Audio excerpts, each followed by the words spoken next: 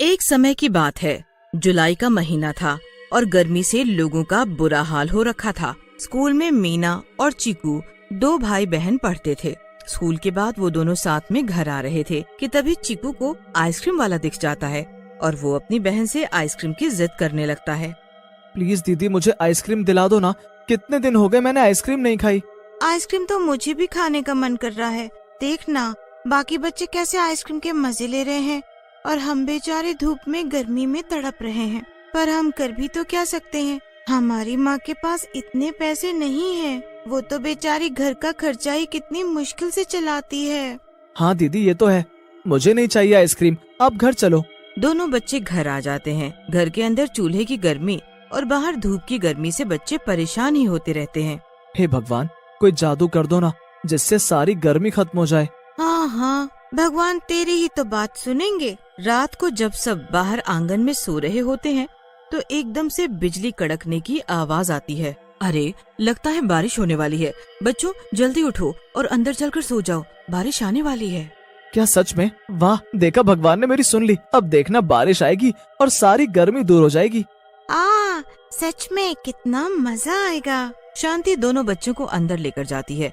अंदर जाते ही बारिश की बूंदें पड़ना शुरू हो जाती हैं। अंदर ठंडी ठंडी हवा आ रही होती है और सब बड़े मजे से सोते हैं। सुबह जब शांति उठती है तो देखती है चारपाई आधी पानी में डूबी हुई है। हे भगवान, इतना सारा पानी, पूरे घर में तो पानी ही पानी हो गया। शांति के पैर पूरे पानी में डूब जाते हैं। वो धीरे धीरे चलकर बाहर जाती है तो बाहर आंगन में भी पानी ही पानी भरा होता है। सड़कों पर पानी का बहाव इतना तेज हो रखा होता है कि उसमें लोगों का सामान तक बह रहा होता है। हे भगवान, इतनी तेज बारिश हो रही है कि पूरे गांव में पानी भर गया है। ये तो बहुत ही बुरा हो गया। तभी साथ वाले घर से हरिया निकल कर आता है। अरे बहन, मेरे तो पूरे खेत बर्बाद हो गए। मेरे क्या, पूरे गांव की फसल बर्बाद हो गई। ऐसी कैसी बारिश शुरू हुई कि रुकने का नाम ही नहीं ले रही है। ये तो बहुत ही बुरा हो गया है भैया। अब गांव वाले क्या करेंगे? सड़कों पर इतना पानी भर रहा है कि आना जाना मुश्किल हो जाएगा। शांति अंदर जाती है और बच्चों को उठाती है। मीना, चीकू, जल्दी उठो, देखो जरा बाहर क्या हाल हो रखा है। क्या हुआ माँ? कल रात से बारिश रुकने का नाम नहीं ले रही और पूरे गांव में घुटनों घुटनों तक पानी भर गया है। चीकू बड़ा खुश होता है और जैसे ही चारपाई से नीचे पैर रखता है उसके आधे आधे पैर पानी में डूब जाते हैं। चारों तरफ घर में पानी ही पानी भरा होता है। चीकू के लिए तो ये सब बड़ा मजेदार होता है। वो समझता ही नहीं कि ये कितनी बड़ी समस्या है। अब तो हम स्कूल कैसे जा पाएंगे? पढ़ाई तो बहुत जरूरी है, बाकी बच्चे भी तो स्कूल गए होंगे ना। मैं काम करती हूँ, हरिया चाचा को बोल देती हूँ कि तुमको बैलगाड़ी से स्कूल छोड़ाएं। ठीक है माँ, फिर तो बड़ा मजा आएगा। दोनों बच्चे स्कूल के लिए तैयार हो जाते हैं। शांति हरिया को बोल देती है और हरिया अपनी बैलगाड़ी लेकर बाहर खड़ा हो जाता है। बच्चे जल्दी से बैलगाड़ी में बैठ जाते हैं और एक छाता ले लेते हैं। देखो दीदी, पूरे गांव में कैसे पानी ही पानी हो रहा है। कितना अच्छा लग रहा है ना। इसमें अच्छी वाली बात कोई नहीं है। पता है लोगों का कितना नुकसान हो रहा है। पूरे रास्ते चीकू मजे करते हुए जाता है। जैसे तैसे वो दोनों स्कूल पहुंच जाते हैं, पर वहां जाकर पता चलता है कि स्कूल वालों ने बारिश की वजह से स्कूल की छुट्टी कर दी है। अब हरिया दोनों बच्चों को वापस लाने लगता है। जब वो दोनों रास्ते में होते हैं तभी सामने से इतनी तेज पानी आता है कि पूरी बैलगाड़ी पानी में बहने लगती है। अरे बच्चों, अच्छे से बैलगाड़ी को पकड़ लो। जाने कहां से अचानक पानी आ गया है। कसकर पकड़े रहना वरना पानी में बह जाओगे। मुझे तो बहुत डर लग रहा है दीदी। अरे बच्चों, तुम डरो मत, बस कसकर पकड़े रहो। हरिया की बैलगाड़ी पानी में बहने लगती है और टूट जाती है। हरिया अलग और दोनों बच्चे अलग हो जाते हैं। पानी के बहाव के कारण बच्चे टूटी हुई बैलगाड़ी के हिस्से के साथ बहने लगते हैं। चीकू, तो बस मुझे कसकर पकड़े रहना, मैं तुझे कुछ नहीं होने दूंगी। बेचारे बच्चे पानी के तेज बहाव के साथ तैरते हुए बहुत दूर निकल जाते हैं और जाकर एक टूटे हुए पेड़ के तने पर अटक जाते हैं। चीकू जल्दी से मेरा हाथ पकड़कर इस तने पर चढ़ जा। चीकू जल्दी से पेड़ के तने पर चढ़ जाता है और उसके बाद मीना भी ऊपर चढ़ जाती है। पेड़ काफी मजबूत और बड़ा होता है। दोनों बच्चे उस पेड़ पर चढ़कर चैन की सांस लेते हैं। देखो दीदी, सब बर्बाद हो गया। कैसे लोगों के घर पानी में बह रहे हैं। सब कुछ पानी में बह रहा है। हाँ चीकू, वो तो शुक्र है जो ये पेड़ मिल गया, वरना आज हम नहीं बचते। हरिया चाचू का भी पता नहीं क्या हुआ होगा। भगवान उनकी रक्षा करे बस। यहाँ बच्चे अपनी माँ के लिए परेशान हो रहे और वहाँ हरिया जैसे तैसे शांति के घर पहुंचकर शांति को बच्चों के बारे में बताता है तो शांति की हालत सुनकर खराब हो जाती है। मेरे बच्चे, हाय, मैंने उनको स्कूल क्यों भेज दिया? मुझसे गलती हो गई। मुझे अभी जाना होगा उनको ढूंढने। अरे बहन, कैसी बात कर रही हो? बाहर की हालत तुमने देखी नहीं है? मैं बड़ी मुश्किलों से यहाँ पहुँचा हूँ, तुम यहीं रहो, क्या पता बच्चे सुरक्षित हों। क्या मतलब? मुझे बहुत घबराहट हो रही है, मैं जा रही हूँ उनको ढूंढने। शांति हरिया की एक नहीं सुनती और घर से निकल पड़ती है उनको ढूंढने। रास्ते में इतना पानी होता है पर शांति को अपने बच्चों के अलावा कुछ नहीं दिख रहा होता।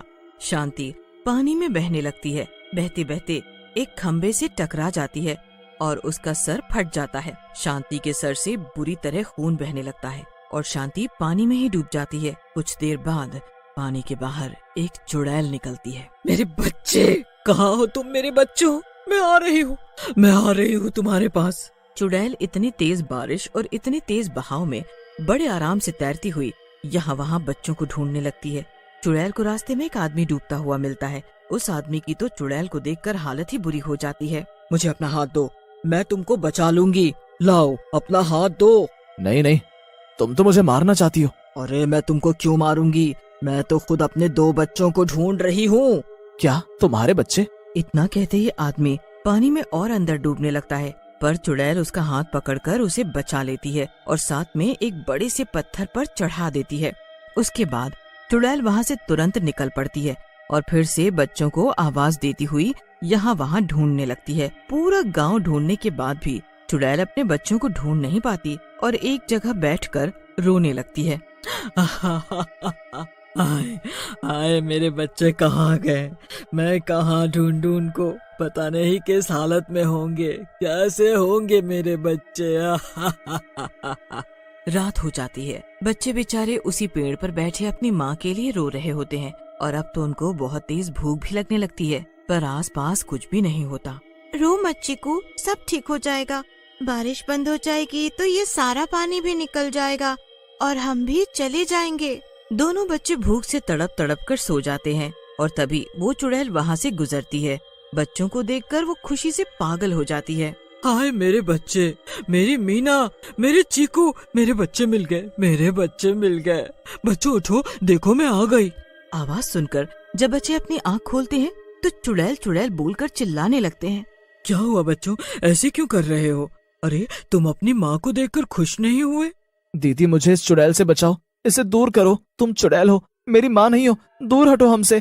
चीकू अपनी माँ को ऐसे नहीं बोलते, मैं तुम्हारी माँ हूँ, माँ। मीना और चीकू इतनी बुरी तरह चिल्ला रहे होते हैं कि चुड़ैल को कुछ समझ ही नहीं आता। वो बच्चे उसके पास आने को ही तैयार नहीं होते। चुड़ैल उनसे दूर हो जाती है ताकि वो चिल्लाए ना, पर वो थोड़ी दूर पर छुपकर उनको देखती रहती है। जब सुबह होती है तो बारिश बंद हो चुकी होती है। चुड़ैल अभी भी वहीं बैठी होती है। फिर उसकी नजर पानी में जाती है तो उसे अपनी शक्ल साफ दिखती है। ये क्या, मेरी शक्ल? मैं तो सच में चुड़ैल हूँ। ऐसे कैसे हो गया? चुड़ैल अपने चेहरे को देखकर पागलों की तरह रोने लगती है कि तभी उसकी नजर एक लाश पर जाती है। चुड़ैल उसके पास जाती है, वो शांति की लाश होती है। ये तो मैं ही हूँ, ये मेरी लाश है। तो मैं, मतलब कि मैं मर चुकी हूँ। चुड़ैल को अब समझ आता है कि रास्ते में वो आदमी उससे डर क्यों रहा था और फिर उसके बाद उसके बच्चे उसको चुड़ैल क्यों बोल रहे थे। मतलब वो खंबे से टकराने के बाद मैं मर चुकी हूँ, मैं चुड़ैल बन चुकी हूँ। अब मेरे बच्चों का क्या होगा? वो तो मुझे पहचान भी नहीं रहे। फिर उसके बाद चीकू की नजर उस लाश पर पड़ती है। दीदी देखो, उस औरत ने माँ जैसे कपड़े क्यों पहने हैं? चलो जल्दी चलकर देखते हैं। मीना और चीकू हिम्मत करके उस लाश के पास जाते हैं। जब वो उस लाश की शक्ल देखते हैं रो रहे होते हैं। बच्चों, मैं ही तुम्हारी माँ हूँ। मैं तुमको ढूंढने निकली थी पर सर टकराने से मेरी मौत हो गई। मेरी आँखों में देखो, तुम्हें अपनी माँ नजर आएगी।